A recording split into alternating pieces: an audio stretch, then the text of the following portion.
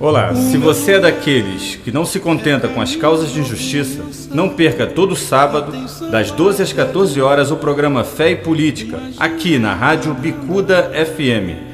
Cristãos que acreditam que o anúncio do Evangelho deve andar junto com a denúncia das injustiças, preconceitos e intolerâncias religiosas e culturais.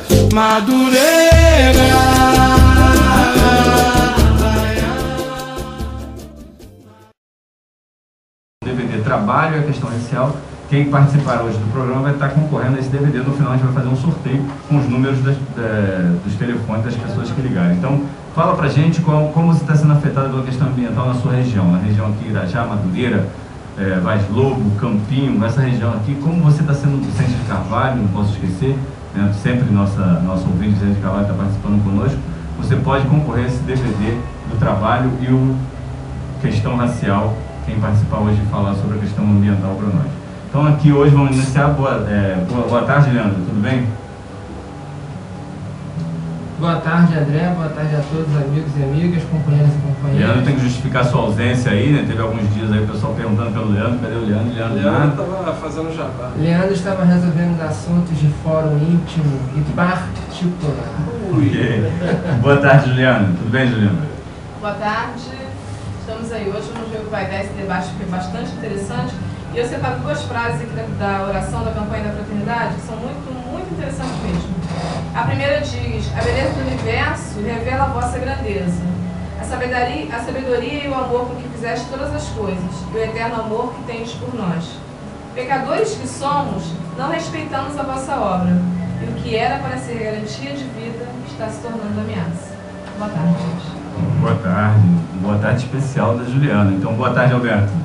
Boa tarde, o meu boa tarde especial à Nação Rubro-Negra, que o ano já começou bem, bicampeão da Copa São Paulo de Futebol Júnior. Primeira torcida. É a primeira dentre tantas, hein? Depois de 20 anos. Pois é, mas ganhou. Uma hora acontece, né? Milagres acontecem. Milagre não. Botafogo foi 21 anos no estaleiro.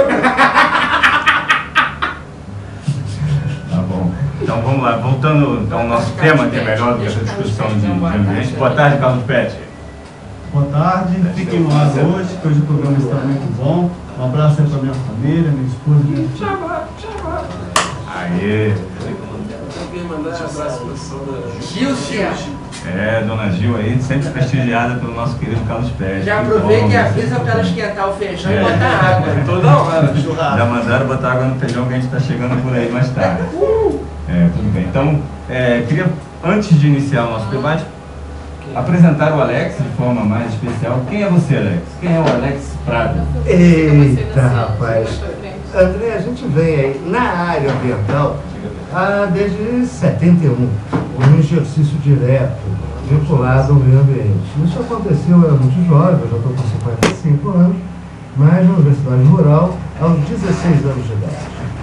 Nós tivemos o prazer de ter na nossa região, eu estou falando mais de Itaguaíte, em região de Bahia de Sepetiba, a primeira faculdade de engenharia florestal do país e a única do Sudeste por 20 anos, na visão ambiental. A gente, só para jogar, e o programa faz parte disso, a gente não usa hoje 40% do nosso capital turístico no Brasil, e o Rio de Janeiro também. Incrível, né? E o foco é a hotelaria. O foco fundamental é a hotelaria e serviço.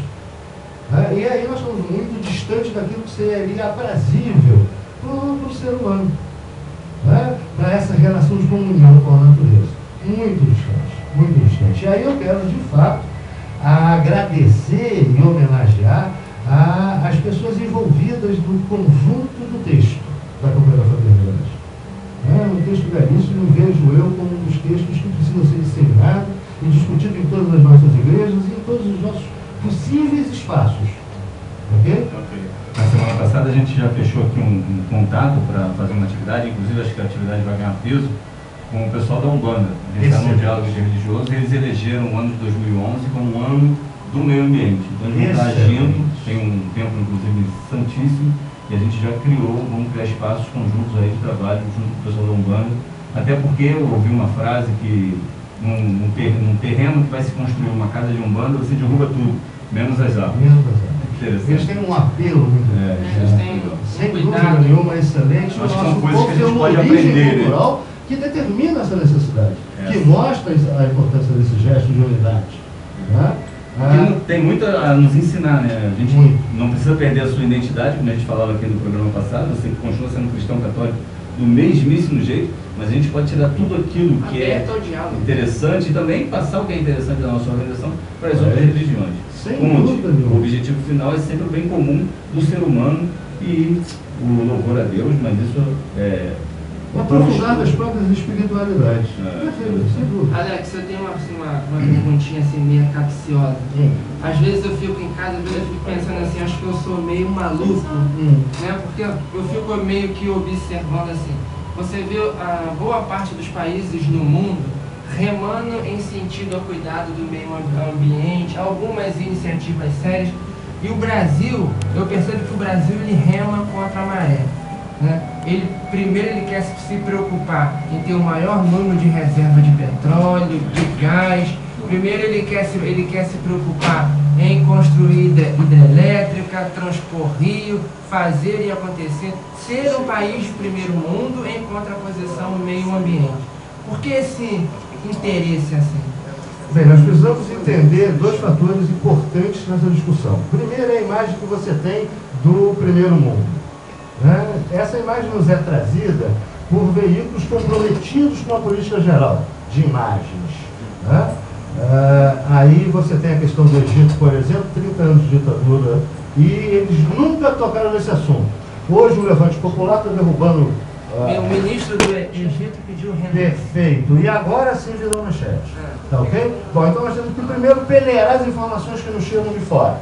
Segundo, e é fundamental que a gente entenda a nossa própria cultura. Nós temos de 1950 até hoje, aí 60 anos de industrialização.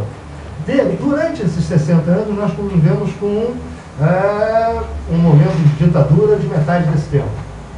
Tá ok? Serviu aos interesses externos. Bom, antes disso, convivemos também com outros momentos de ditadura, foi na década de 30. Todo o nosso processo de industrialização se deu em função dos interesses externos. Inclusive, as nossas cidades são planejadas para o automóvel e não para o ser humano. Isso é uma questão clara que os urbanistas hoje, em função dos desastres que estão acontecendo, estão colocando.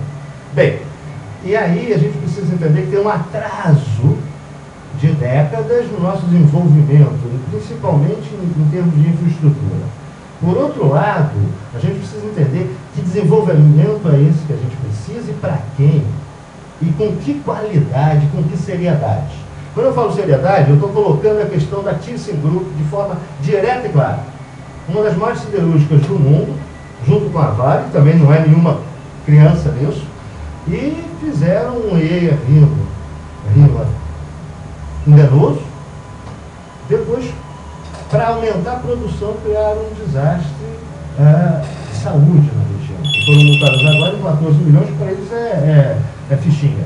Então nós precisamos estar lidando com a questão do desenvolvimento industrial com a maturidade que as próximas gerações precisam. Sim.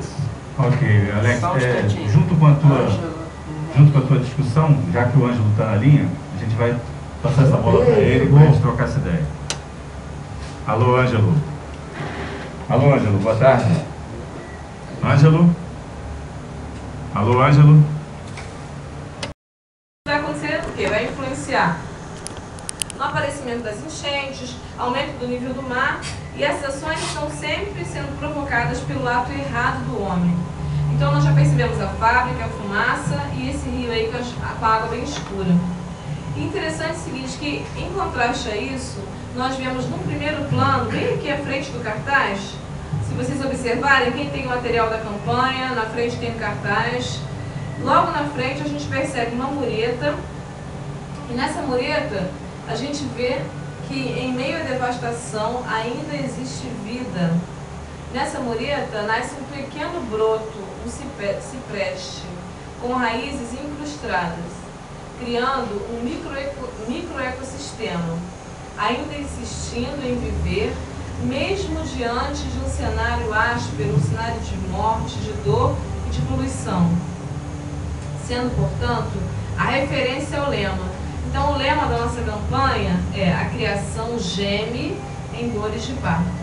Ou seja, a criação está sentindo que a cada dia ela vem sendo um pouquinho, ela está sendo devastada, está sendo ceifada do direito de viver.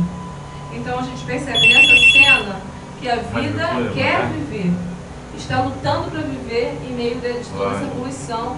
E para que esse pequeno cipreste cresça, para que esse verde que está tão discreto aqui na frente do cartaz se torne maior, nós temos grande responsabilidade.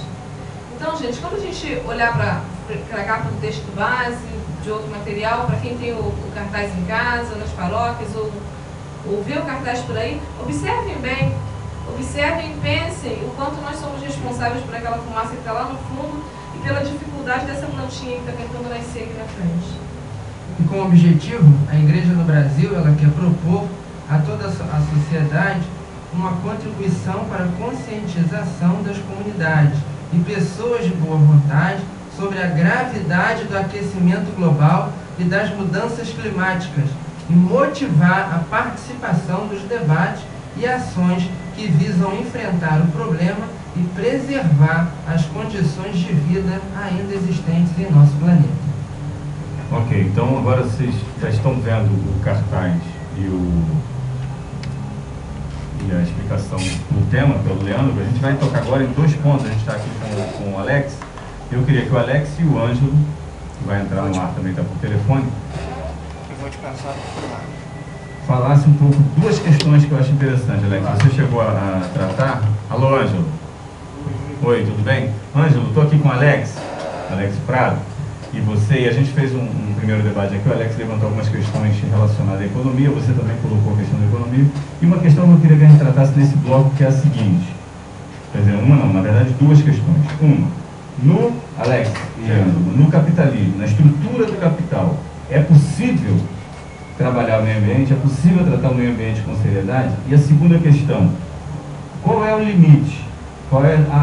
Se há limite, qual é o limite entre progresso e meio ambiente? Isso é dicotomia ou é possível atingir o progresso respeitando o meio ambiente? Então eu queria que vocês tratassem essas 2 questões. Alex primeiro ou Ângelo primeiro? Estou entrando, Ângelo, um segundo. Bem, olha só, essa dicotomia existe, até porque num país de capitalismo independente atrasado, como o Brasil, e como a maioria dos países da América Latina, ela é flagrante, ela é clara. Existe essa dicotomia sim, e mais, existe uma lógica no processo capitalista, que é o lucro, sobre qualquer coisa. Quer dizer, quando a igreja a igreja cria uma visão muito interessante, que é a idolatria ao Deus dinheiro.